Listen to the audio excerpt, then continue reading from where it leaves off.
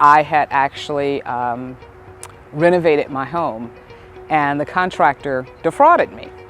So I had a house full of defective work, I had code violations, and the arbitrator that we worked with was kind of refusing to apply the law. So it put me in a very precarious situation.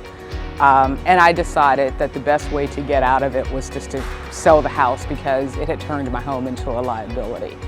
And I explained that to Justin. He came over, we actually sat down, had a conversation. He gave me a presentation of what he could do for me. He didn't just say, let me get your business. He actually earned my business. And the thing that I really appreciated about him was that he was knowledgeable. He stayed in constant communication, but he was also very empathetic to my situation. That empathy, I believe, for me, was the deciding factor. I didn't feel that I received less service or a different quality of service because I was dealing with a distressed property.